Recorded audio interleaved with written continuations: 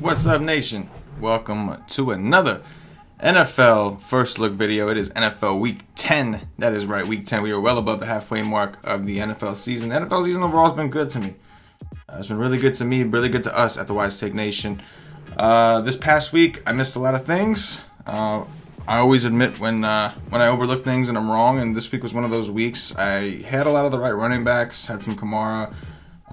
Christian McCaffrey was a core play for me. The nation was on Kareem Hunt. A lot of the right things. I kind of whiffed that receiver.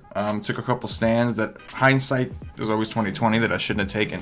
But I'm excited for Week 10. I'm excited for a bounce back week. We've had a lot of really good weeks in NFL, and I really don't want it to end. I mean, it's going to be nice to be able to focus on basketball completely and not have the NFL distraction. But right now, NFL's just been too juicy for the Wise Take Nation. Those of you that aren't familiar with me, my name, of course, is CK013. You could find me on Twitter at CK_013, and I'm representing the hottest DFS community in the country, in the world, and that is the Wise Take Nation. You can find us at wisetake.com. You can also find us on Twitter at wise_take. Recommend you guys give that a follow. All of our content is released through there, and of course any special promotions or deals that we are doing, giveaways, anything like that, are all done through our Facebook and our Twitter page. So on Facebook it's just Wise Take, no underscore. On Twitter it's Wise_take. Make sure you guys take some time, subscribe to this channel.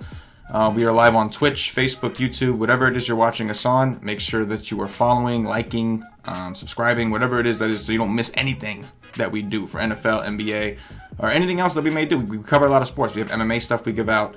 A lot going on here, man. We're not just a DFS content provider. We are a full-blown DFS community who happens to have the most fire content out there. Anyway, let's take a look at this week in the NFL. Quarterback, I did take a quick peek before we actually opened up the show, and quarterback is last week there were a lot of different options, right? There was Drew Brees, there was Jared Goff, there was I'm talking about options that were playable. Fitzpatrick, like obvious options. Cam Newton, who didn't do well. Mahomes always. Like, there was a lot of ways you could have gone. This week we have a lot of the same quarterbacks, but we don't necessarily have them in the same positions.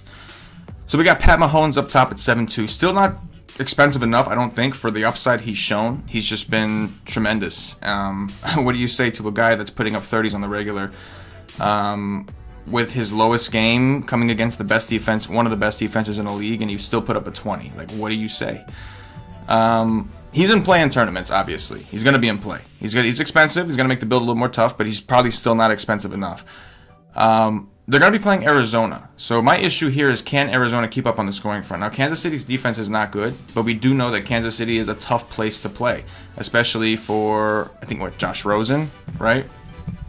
A rookie quarterback who hasn't looked great, like coming off of a ceiling-ish game against San Francisco where he threw 2 touchdowns, still only threw 252 yards. Fitzgerald won me a lot of money that day. Shout out to the dude.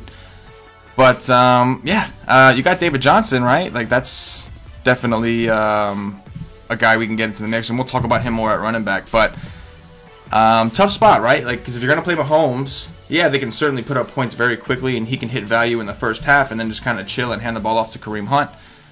But you have to wonder, like, how much is Arizona going to fight back? And that, we just don't know. We're going to have to wait and see. I think that Mahomes at 7-2 you should always have in tournaments. I think you're going to hear a lot of people say that, and just because, I mean, it's kind of the obvious cop-out answer, especially on a slate like this where quarterback's kind of up in the air. Mahomes is always going to be in play. I don't care who the opponent is. And Andy Reid, not like in an asshole way, but he seems to, he doesn't mind running up the score. I'll leave it at that. And I kind of like that attitude in the NFL. It's college football-ish, and I like that. So Mahomes always in play. The question is Arizona going to put up enough of a fight in Kansas City, where it is tough to play with Josh Rosen, David Johnson, Fitzgerald, for Mahomes to really push and hit a ceiling at a 7-2 price tag? It's possible. It's definitely possible. Obviously, Kansas City is a huge favorite, so the game script would kind of favor Hunt, but either way, you can pair them together. As last week, that was the right way to go. Mahomes, Hunt, Kelsey, and, you had the 3 nut players from Kansas City. We got Aaron Rodgers next, 6'4". He's at home. Obviously, it seems like they got rid of HaHa Clinton Dix and kind of That to me, that's symbology for or symbolism for them kind of giving up on the year. And if you look at the game logs, Rodgers has had some pretty good matchups where he should have smashed and just kind of didn't. Against the Rams, 27-29 game in LA, only got a 15. That ain't gonna do it. 2 games in a row, he failed to break 300 yards. He's getting touchdowns. That's what he's gonna do. He's playing Miami, not a great defense, especially he's gonna be at home. I think this is a pretty good spot for Rodgers at 6'4", but you know, we just I guess we gotta kind of see how they're gonna play it. But again, quarterback is not gonna be so cut and dry. The matchups are kind of iffy, even though we have a lot of good quarterbacks. But 6'4" for Aaron Rodgers it seems like a reasonable price to pay for a guy with that kind of upside, even though we haven't seen, you know, that upside over the last couple games. I will say this, Miami is 16th against the run. That's not super high, super efficient, but they are 26 against the pass, so this does seem like a pretty good bounce back spot for Aaron Rodgers. Their defense has not looked very good. And the problem is Brock Osweiler is the quarterback for Miami, so it's not saying much. But if Osweiler can hang around in this game, then I think Rodgers can do a lot better in this particular situation. Drew Brees on the road. Drew Brees at home did what Drew Brees does at home. I think there were a lot of quarterbacks that were in play. Brees was obviously awesome, always a fine tournament play. I'm not crazy about him on the road, but Cincinnati's defense has been somewhat vulnerable. Now the thing is, Cincinnati's defense has really been vulnerable against the run. They're 18th currently in DVOA against the pass, and 29th against the run. So I do think that this is a favorable game script for the Saints to run the ball, especially if AJ Green is out. AJ Green apparently is in a brace, and I think he's considered doubtful right now. So that is something that we're going to have to take into account. With Drew Brees, being that he's on the road, can Cincinnati keep up? A lot of different variables. I kind of lean towards the running game right now. It's a first look. It's only Tuesday, 12:51 p.m. on the East Coast, so I would kind of lean towards the Saints running game more so than him. Matt Ryan surprised everybody. Went into Washington, who has been a good defense this year, especially against the pass, and he went out there and threw 4 touchdowns, 350 yards, and put up 32 at 5'7". What a great price that was for him. Now he's playing Cleveland on the road again. Now, before that game against Washington, he did surprise everybody. He was not doing very well on the road. 9 against Philly, 15 against Pittsburgh, but that was only his 3rd road game of the season. Atlanta has had a lot of home games. They've had 5 home games so far, I believe. Right? 1, 2, 3, 4, 5. Yes, 5 home games so far. Cleveland's defense, I'm not really terribly afraid of. This seems like a favorable game script for a potential shootout, but we haven't seen Cleveland get going. This is going to be one of the juicier matchups they've had on the year against Atlanta. And they're going to be at home, so it'll be interesting to see. But Matt Ryan, I think, is in play, but I am still a little bit afraid to play him on the road. This game has potential shootout, but it's also got potential for both offenses to kind of shit the bed. So 6'2" for Ryan, coming off of a great game where I think his ownership is a little higher. That worries me a little bit. You did well on the road once. I think you're a very good quarterback. I still prefer you at home. That's just kind of where I am, or at least indoors. Jared Goff against Seattle. Goff also coming off a tremendous game against the Saints game. That was just a really good game in general. They were down early, came back. I like Goff when I think he's going to be in a shootout, right? Like, if Goff is going to be in a shootout, they'll have to use him, they'll have to throw. In games where he's comfortable, his team is comfortably in control, it's the Todd Gurley show. They'll just let Todd Gurley kind of do everything. I like the fact that Goff is at home. We've seen some shootouts come at home. He's playing Seattle. Seattle's been running the ball very efficiently for the most part. They've got like this whole new identity. This game was a shootout in Seattle. I don't know if we can expect the same result in LA. Just, you know, home field matters for a lot of teams, especially teams that are on the cusp of being good. The Rams are a good team coming off their first loss of the season. Playing, a division rival, I believe. It's going to be a tough spot for Seattle. I think Goff is definitely in play at home, but if you're playing Goff, I think you do need to run it back with some Seattle guys, whether it's the running game or some of the receivers, because you need this game to be competitive for Goff to hit his ceiling. Otherwise, I think it's a Todd Gurley day. So that's kind of where we're at. Tom Brady, $6K, super low price, on the road in Tennessee. The price is super attractive for a guy like Brady. We know he's got massive ceiling. The issue is he's really only hit that ceiling like once this year, maybe twice if you want to count the 25 he put up against Kansas City. because they've been running the ball so well. We saw Cordell Patterson, in the absence of Michelle, has been picking up rushing attempts. I think Michelle could be back this week as well. So if they get that back, we're probably going to see them go back to the heavy run game. They are on the road. Their defense isn't exactly stout. They do better at home. I'll give them that. They seem to play better at home. But the Tennessee offense isn't powerful enough to keep Brady having to throw. And that's a question that we don't know. 6K is a really cheap price tag, but their running game has been super efficient.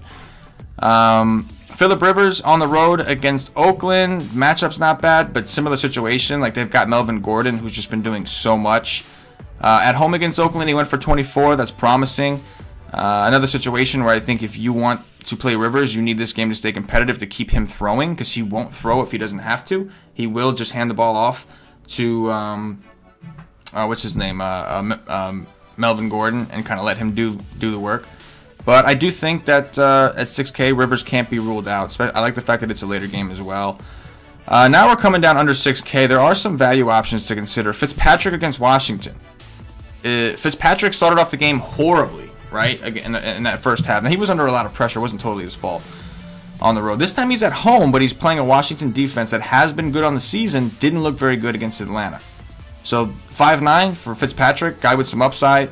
Another situation where we're kind of interested, right? Like, we're kind of interested. It's not as much, like, I would much prefer to play him against Carolina as we did last week than Washington, especially because they have been so good against the pass. The thing I love about Fitzpatrick is if you think this game is going to have points, it's most likely going to come from the passing game, because of the fact that the Tampa Bay really doesn't have a prominent running back. They don't really have much of a run game. So most of the touchdowns are going to come from the pass game. So I do like Fitzpatrick at 5.9 this week.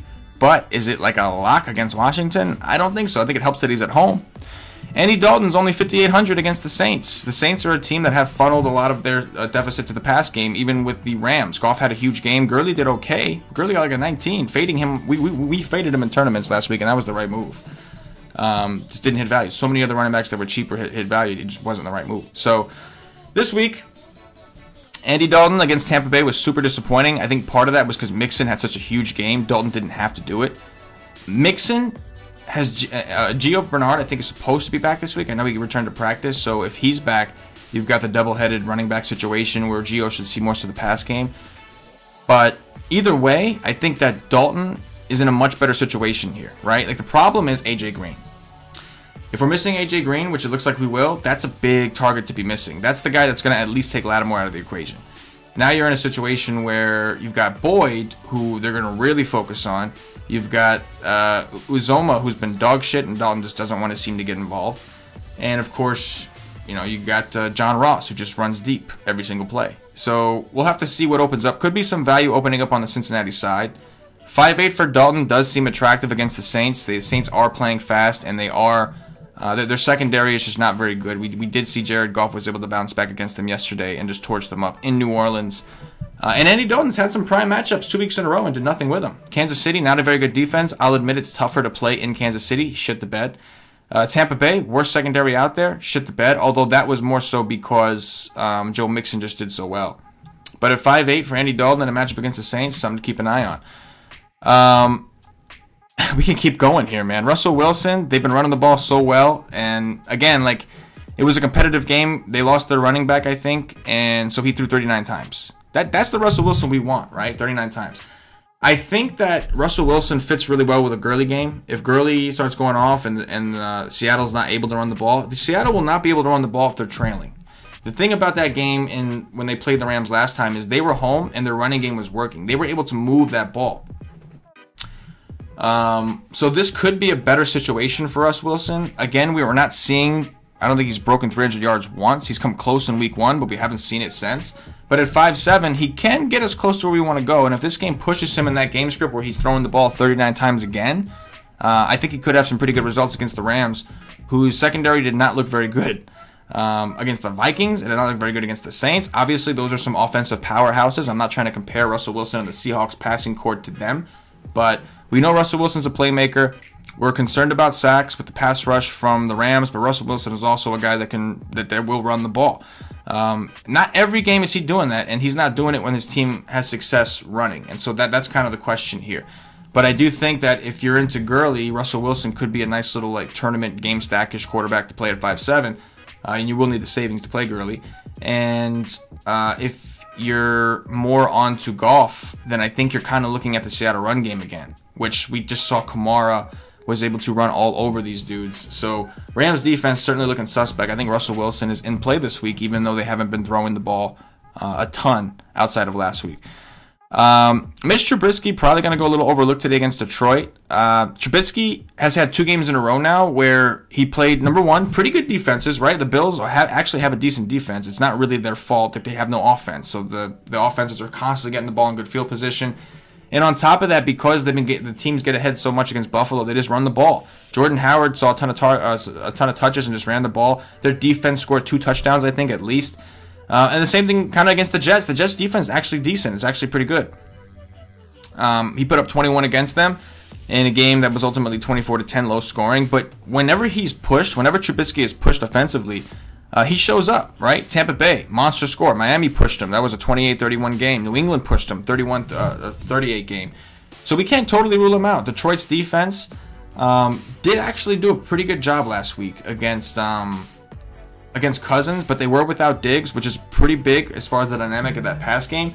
If all you have to do is focus on Adam Thielen, and it's up to Aldrick Robertson and Laquan Treadwell to really beat you, you're in a pretty good situation as a defense. Like, that does change the dynamic pretty drastically for Minnesota. So I'm not really ready to like completely rule in that Detroit all of a sudden is going to be some really good defense because they held Thielen. They still lost that game ultimately. I think that this game has potential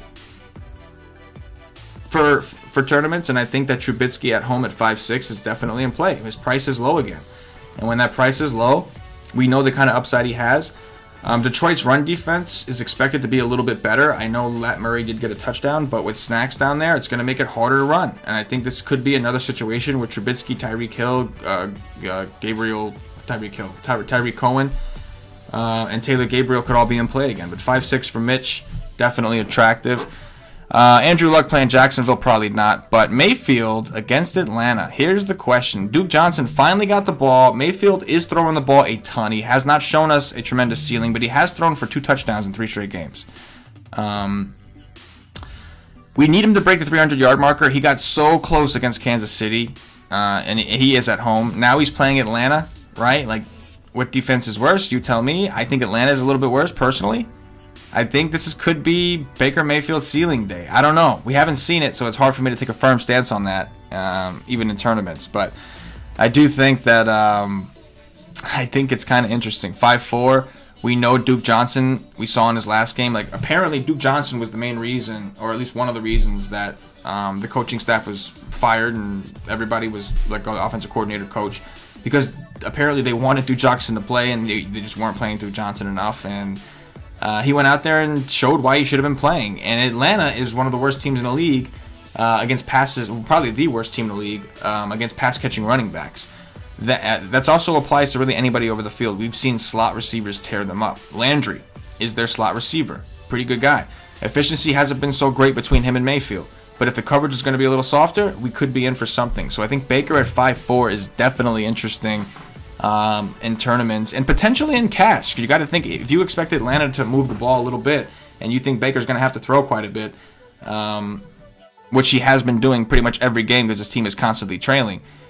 If he can connect on some of these throws, man, like this could be the right game for a Baker Mayfield. Like, Atlanta likes to give up the short passes. They'll give it to you all day. And that's the thing that Baker Mayfield has to do right now. Passes to Duke Johnson out of the backfield. Passes to Landry. Passes to Njoku.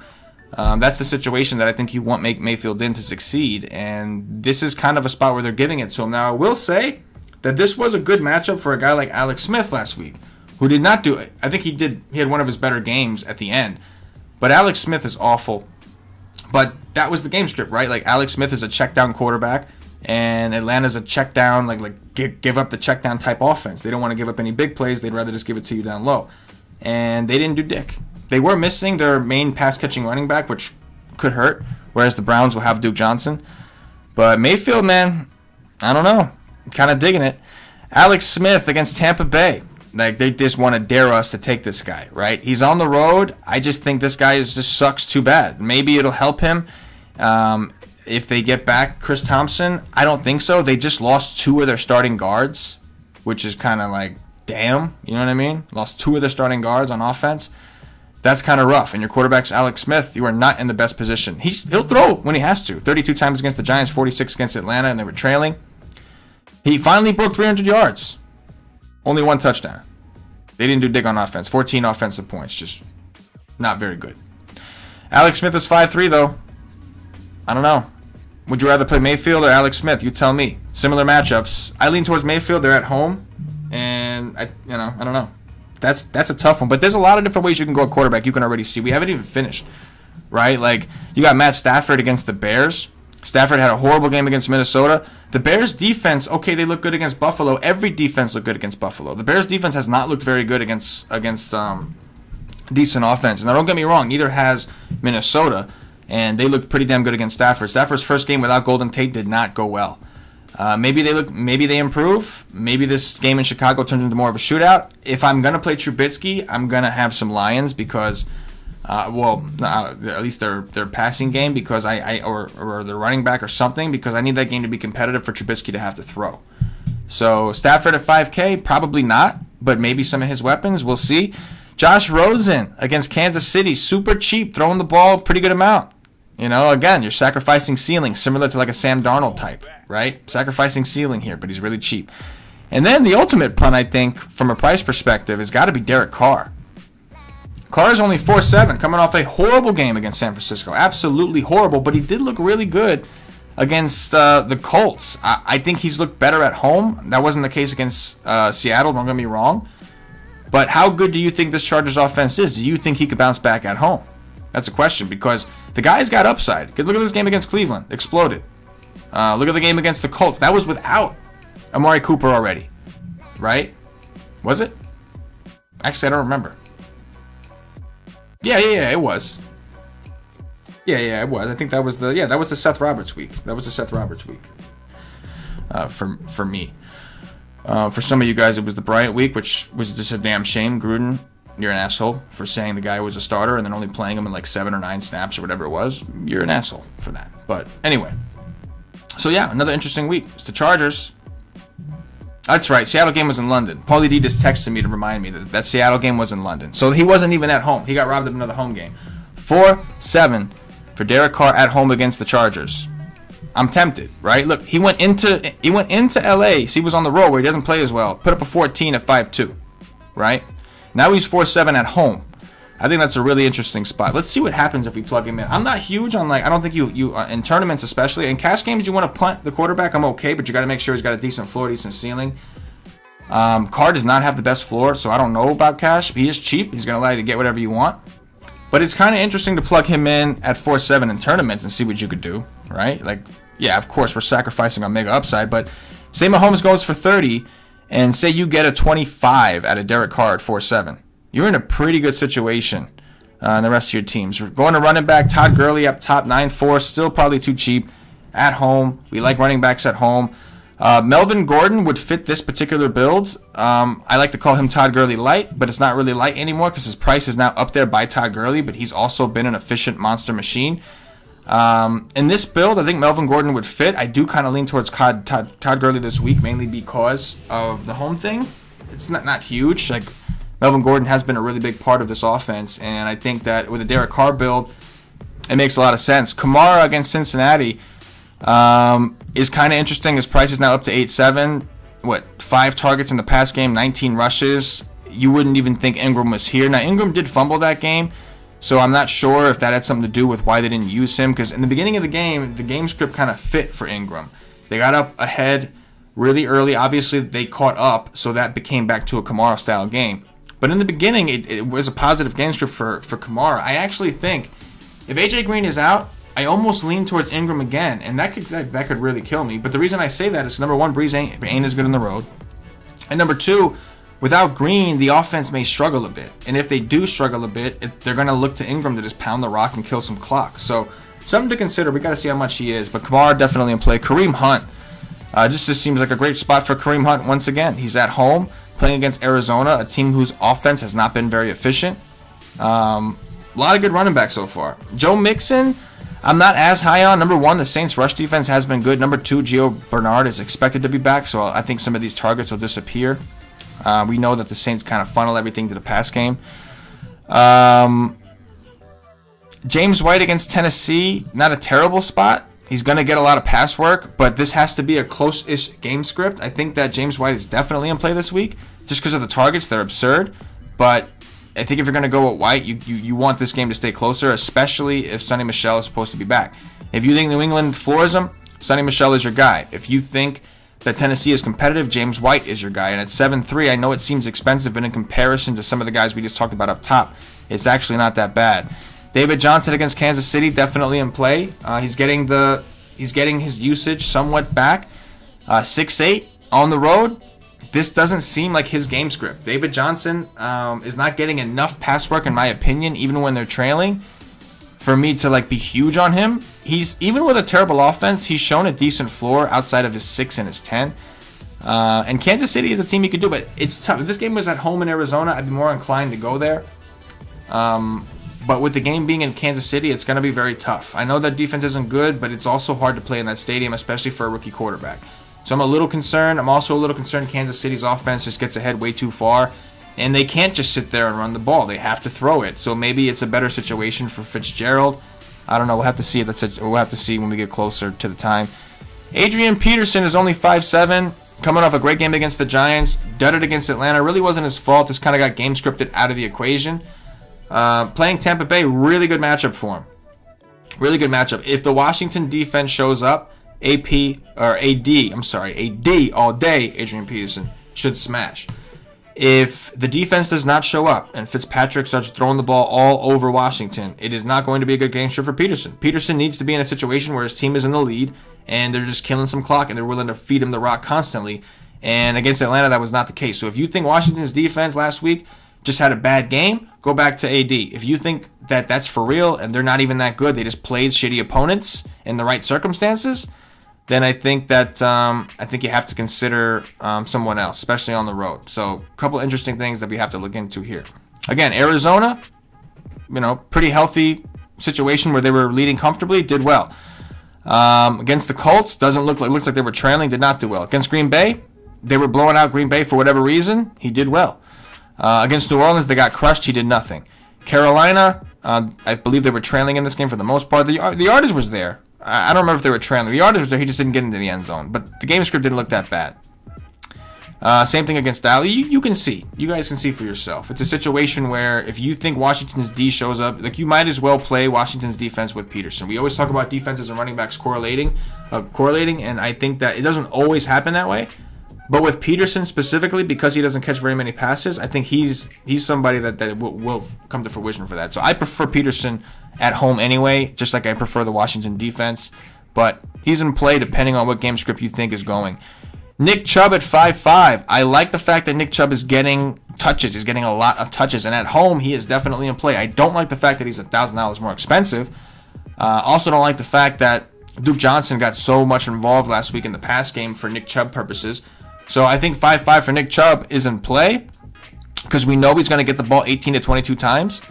The problem is this just seems like a better Duke Johnson spot. Like if you can get a pass-catching running back against them, I think you go for it. Tyreek Cohen, I think this is a nice pairing with Trubisky. There's no secret that those guys are somewhat correlated because Cohen is their like come from behind or a shootout type running back. Howard they'll give the ball to when they know they're going to be in a comfortable lead or they have one in a situation where they don't have to go all out on offense. They just rely on their defense. You play Howard with them. Last week was the perfect week to play Howard. This week, it depends. Howard paired with the Bears defense if you're going that route.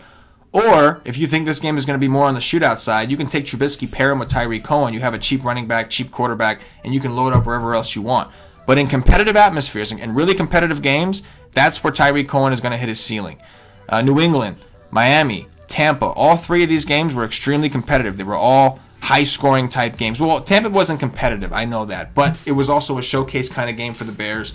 That was like their week. They were going into the bye and they wanted to get right, and so they showed what their offense can do. They came ready for a shootout. That's what they did. Tampa Bay's coming to town. We got to be ready for a shootout, and that's what they did. Detroit's offense without Golden Tate did not look good against Minnesota. We'll have to see. But again, a lot of viable plays here. A lot of guys.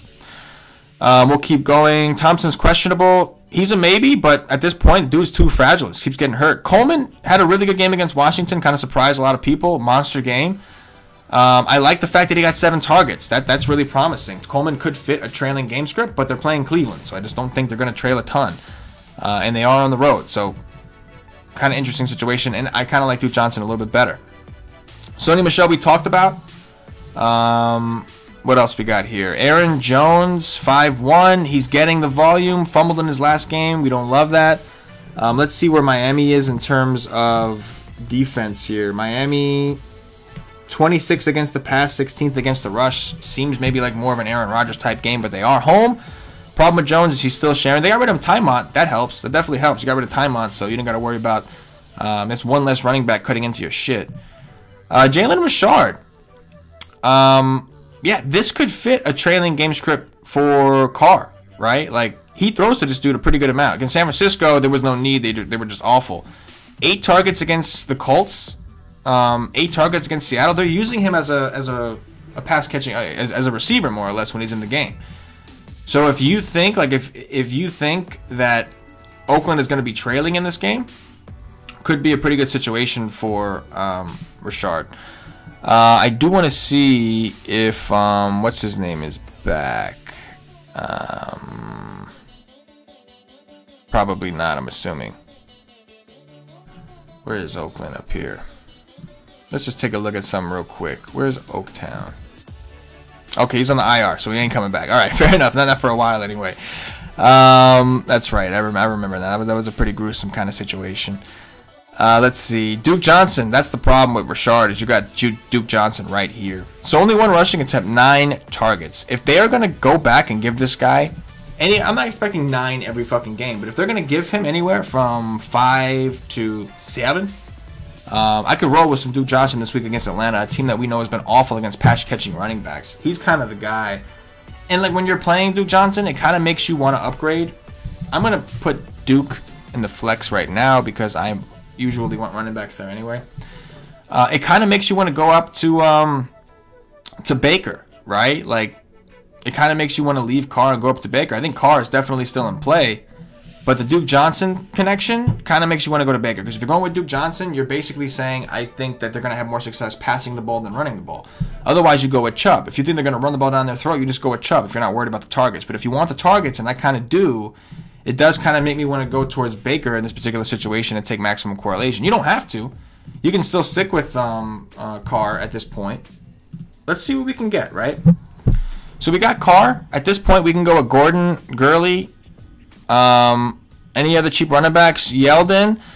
That Philly game, I think, was in England or something like that. 7 targets for Yeldon. He didn't rush the ball a lot, but he did get 7 targets. So he's going to be the pass-catching guy. Hyde is there to run. Yeldon's going to be the pass-catching guy, but Fournette, I think, is questionable. So that can get really fucking sticky down there. Again, we talked about like Howard. That's more of a situation, I think, where if you think that Detroit's offense is now awful, you can do that. If you really want to spend up at wide receiver, you plug in Jalen Richard here with this dude, right? Chargers, still enjoy Bosa. Like then you could probably do a lot with this. Let's just see what happens. There's a lot of good running backs. I doubt I stick to this, but let's just see what happens. This is a first look, guys. I'm just kind of fucking around and going through ideas, but this is a really good tournament slate. I can tell you that. There's a lot of different ways to go. Excuse me. The Jets are playing Buffalo this week, and they're big favorites. Let's go with the Jets, and Buffalo is on the road. That is definitely forcing me off of one of these running backs, I think, because I want somebody up here. There's too many guys up here for me to pass on completely, and we have a bunch of guys that are in play, so that gets me off of Richard. First of all, Ingram is only 4-5 against Cincinnati. Again, if you think Cincinnati struggles on offense and you want to play some Saints D, you pair him with Ingram. Ingram is the Saints D guy. Kamara is the competitive game. Ingram, I think, is the Saints D guy. 4-5, a lot of cheap running backs this week. A lot of fucking cheap running backs. Speaking of cheap running backs, here we go. Crowell, only 4-2. He would fit the Jets' defensive build, right? Like if the Jets are getting the turnovers, they're getting good field position, Jets want to kill some clock. They get a lead. They're going to be handing the ball a ton off to Crowell. He's in the Jordan Howard spot this week. Is he going to do the same as Jordan Howard? I don't know. But he's in the Jordan Howard spot. His touches will go up in this situation if his team is comfortably in the lead. McGuire, 3-4. Got very involved in the pass game last week. 7 carries himself, first of all, which puts him in play. He's the Tyreek Cohen of the Jets right now, which is, I'm not comparing him. The Bears offense is better than the Jets offense right now, unfortunately for me. 5 targets in the pass game, though. Right? That's pretty attractive. McGuire, if you think the Bills are going to shock the world and take the lead on the Jets, McGuire's your guy at 3-4. Either way, there's a ton of value at running back this week. If you think that the Jets defense is the way to go and they're just going to pound the rock against Buffalo and just keep pounding and pounding and pounding, then Crowell's the guy. Either way, I'm going to take Crowell in this lineup because of the Jets D. But as you can see here, like, it almost doesn't make sense to play Carr at this point because I'm going to have the money to do whatever I want, right? Like, I might as well go up to Jared Goff or some shit like that. Or, I mean, yeah, really. I mean, I at least better go. I should at least go to Mayfield, I guess, right? Shit. In this particular build, I can go with the Melvin Gordon and kind of have this thing going. I got 6K at each position. Let's see what happens when we go to tight end. Kelsey. Yeah, I can do some Kelsey. 7K, but I got the money, so who gives a shit, right? Like, we got money to spend, guys. Gronk is only 5'6". He's going to be week to week if he does play. Only 5'6". He's not getting the Gronk type, like, usage. They have a lot of different guys. They went from having nobody to having a ton of people. Now they got fucking Edelman. They've got Hogan. They've got Josh Gordon. They've got Gronk. They've got their running game is a two-headed monster. They've got a lot going on. But 5'6" for Gronk does seem cheap. O.J. Howard has been in beast mode. I missed this last week against Carolina. They've been really bad against tight ends. I was stubborn. Wanted Djax to work out. That was on me. But Howard has been extremely good at 5'3". What else do we have here? Jimmy Graham against Miami. Targets have been pretty consistent. 6 against New Orleans, 4 against the Rams. Don't love that he only got 4 here and only caught 1 of them. Not very efficient, but you can see 9 against San Francisco. He's in play at 4.6 in comparison to some of the other pricing. Jack Doyle is back at 7 targets against Oakland. Doyle is back in our lives. Decent price, I think. Tough matchup against Jacksonville. Njoku, another guy. 5 targets against Kansas City. Is he back? Maybe. Burton, you want to play Trubisky? You want to play a triple stack? I think I prefer Burton to some of those receivers. I think if I'm doing a triple stack, I prefer Burton with like Gabriel. And I'm sorry, Burton, Cohen, and, you know, Trubisky would be a nice little triple stack on the cheap too. A lot of cheap ways you can go. There's going to be a lot of money lying around. Austin Hooper against Cleveland, maybe. Ebron at 3.5, tough matchup. There's just so many ways to go. Herndon, not bad. Double digits in his 3 out of his last 4. Right? Not terrible. Now this could be juicy here. So I think one guy I skipped up here is Jordan Reed. This is a pretty good situation, I think.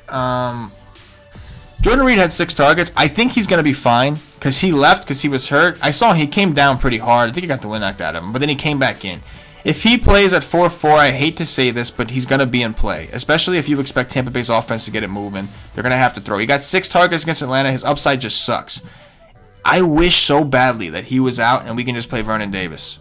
I think Vernon Davis right now is just, in my opinion, if they got the same usage, Vernon Davis to me is better. I think it's kind of Alex Smith's fault, but he's the one that got 7 targets against Atlanta, 62 yards. Like, he could have had a huge game if Jordan Reed was out that game. He could have done well. And Smith seems to be like, he seems to trust Vernon Davis. At 2.8, if for any reason Jordan Reed was out, I would love to play Vernon Davis against Tampa Bay. That would be an awesome spot at that price. This guy is a douche. Azuma, 4 targets against Tampa, didn't catch any of them, got me a 0 that week. What a douche. But in reality, if he didn't practice Monday, he might miss. But in reality, if AJ Green is out, may have to look here, guys. I'm sorry. Sorry to do that to you. But if AJ Green is out, you may have to. Because it's just a lot of targets to go around at that point. We got some dough. I'm not overly concerned with money with this particular build. We have like 2 cheap running backs. Like, I'm not overly concerned with the money in the situation. So why don't we go with We've got Carr. We could go with Cook. Right? That's something we could do. How have they been against tight ends? The Chargers. Where are you, Chargers? Chargers have been... No way. Is that right? Chargers have been the #1 DVOA defense. They're ranked first against tight ends, which means they've been really good against tight ends. They're actually 19th against the running back. So, Richard, once again, looks like he's in a pretty good position. Interesting. So, that's a no on him, I think. I guess, like, Kelsey, right? Like, we could plug in Jordan Reed. We could plug in Graham. Kelsey kind of seems like, why not? I mean, I don't think Arizona is terrible against... Oh, yes, they are. Wow. Arizona is 24th this year against tight ends. Let's just go with Kelsey, make our lives easier. We got some money to work with. Maybe we can find some value. Let's go through here. Julio Jones at Cleveland. Finally got in the end zone. Michael Thomas on the road. Not the same situation, but Cincinnati's defense is certainly suspect. Devontae Adams against Miami. Kind of interesting. AJ Green. Oh, is he already out? AJ Green's already out. There we go. How about that? Expected to miss at least 2 games. Holy shit. Holy shit. Cincinnati's in trouble. Makes Ingram a phenomenon. Man, there's so many good plays on the board this week. It's like, it's almost annoying because like there's too many different ways you can go. Man, Keenan Allen only 7-1. I know that we haven't seen a ton of production, but just 7-1. I mean, he's coming off a pretty damn good game against Seattle. I'll tell you that. 10 targets. 7-1's a really good price for him. Mike Evans is only 7K. Shit. Money is not going to be a problem this week, guys. Tyler Boyd. 10 targets against Tampa Bay. Playing New Orleans. Question is this going to be similar to the Thielen situation? I'm not comparing Boyd to Thielen, but it is kind of like Boyd's been playing out of the slot. And that's great against New Orleans, right? Like slot receivers against New Orleans. Sure, I'll take that. That's their weakest defensive like position, especially with the fact that they got Eli Apple on the outside now, who's not great, but certainly an improvement over what they had. Problem is we saw with Thielen, like they put a lot of attention on Thielen. The Lions once, and that's Patricia's thing, right? He was the defensive coordinator for the Patriots last year. They used to always take out the #1 option. So maybe that was just Detroit's game plan. Maybe that's not what the Saints do. But the Saints probably realized that Boyd's been their best receiver this year out of the slot, and it wouldn't surprise me if they tried to double cover him with maybe, I don't know, a linebacker or something, a safety or something. But that's kind of interesting because, like, you know the targets are going to be there. I would assume Boyd's going to see the looks, just like Thielen saw the looks. The problem is how efficient is it going to be? Is it going to be under, like, is there going to be double teams constantly? Number one, that'll open up something for a different receiver, even though it didn't really work for the Lions. But they were playing a much better defense, in my opinion. Number two, they force it to Boyd anyway, and you play him. It didn't work out for Thielen. Maybe it works out for Boyd. But somebody we got to keep an eye on for sure. 7.5 does seem very expensive, though, but the matchup is right.